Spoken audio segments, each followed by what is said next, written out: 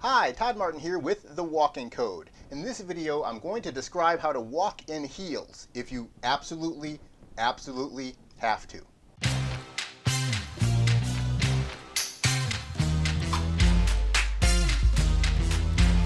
Now, really what I'm going to be applying this to is work shoes that could include, for men, work boots or cowboy boots or a shoe that has a slight heel on it, and for women, any type of work shoe that has a heel on it. Part 1. Warning. I am not recommending wearing heels. Heels are really not good for you. Heels can shorten your Achilles tendon. They can cause problems with bunions and hammer toes and back pain and knee pain. However, some of us find ourselves in a situation where for one reason or another, we are forced to work or walk in heels. Coincidentally speaking, yesterday I had shot a video on walking with heels with my wife, and then she said, "Why do you want to encourage people to walk in heels? They shouldn't be walking in heels." And I decided I wasn't going to post that video. But then last night I got a comment from one of my subscribers asking if I could do a video on how to walk in work boots or cowboy boots that have a heel on them. So I figured I might as well go ahead and reshoot this information, really focused on people who have to wear a heel at work. Now, I'll show you when I go dancing as a tango dancer, I wear a heel, which is a 2-inch Cuban heel, and then my wife also wears heels when we go tango dancing or performing tango, and this is a very small heel that she might wear, but she wears up to a 4-inch stiletto when we're performing. However, when we dance, we're not actually dancing placing on our heels. When you dance tango or when you dance salsa, you're actually landing on the flat or ball of your foot all the time, whether you're going forward or backwards. So it's not the same thing as when we're walking on flat ground in a normal manner.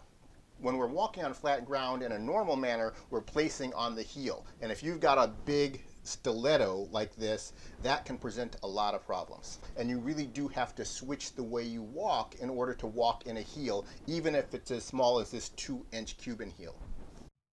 Part 2. Let's show some different heels.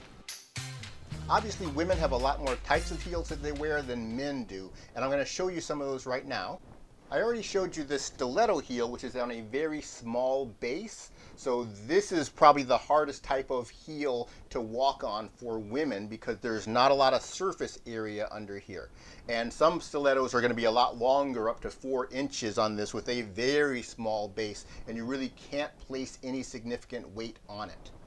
But there are other types of heels that women wear that aren't quite as extreme. So here, what we have is a platform. So the platform gives a little extra height when you're walking, which a lot of women want to do. And then this is more of a block heel rather than a stiletto heel. So you can see there's a lot more surface area for the person to land on when they're walking. That creates a lot more stability than that little tiny stiletto.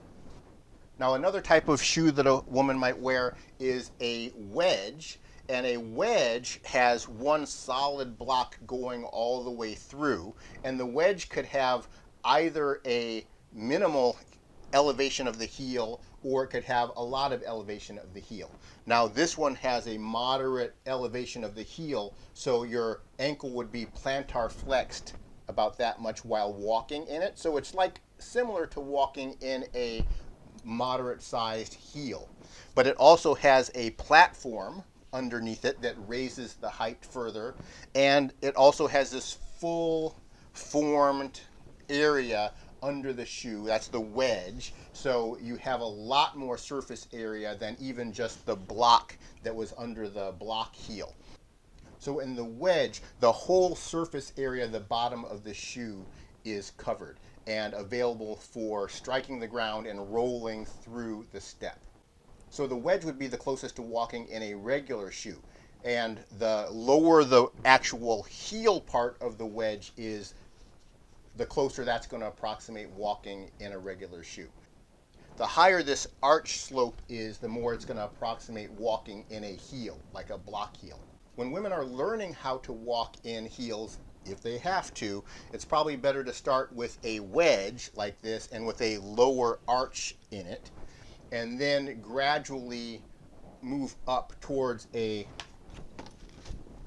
small stiletto on the heel. But these sort of heels are not good for you, so I'd highly recommend you not go this way unless it's an absolute necessity. For guys, we might have a cowboy boot that has this sort of heel in them. Now, I have to wear these when we're doing a country dance set. I also wear these boots when I'm doing the 4th of July parade in Coronado every year. And when I first started, it was a little uncomfortable trying to get used to walking miles and then dancing for miles in these boots.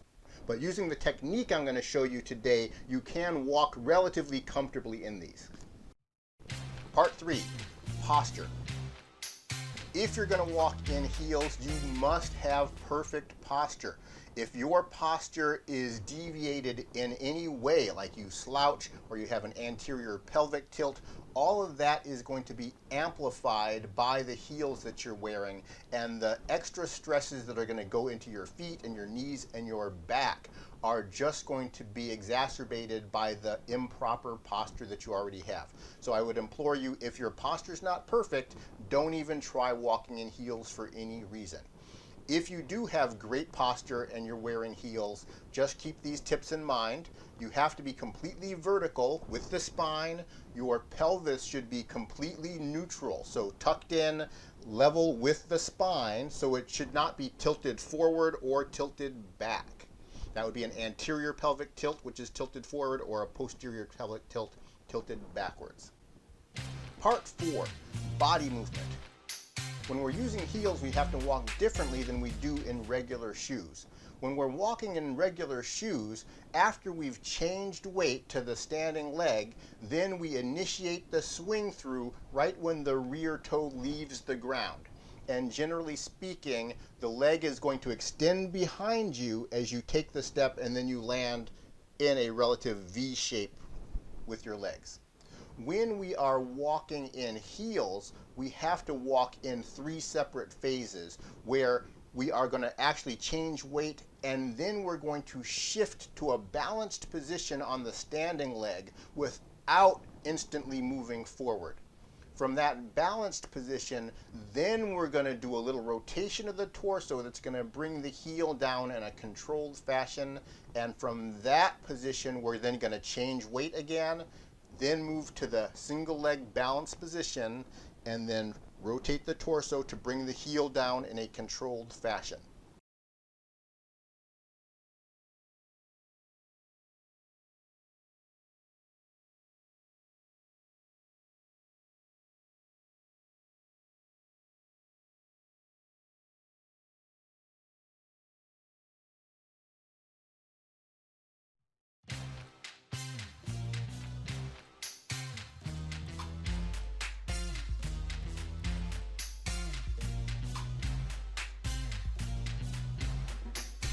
The second pattern that you'll be doing in the sequence is what we call single leg balance.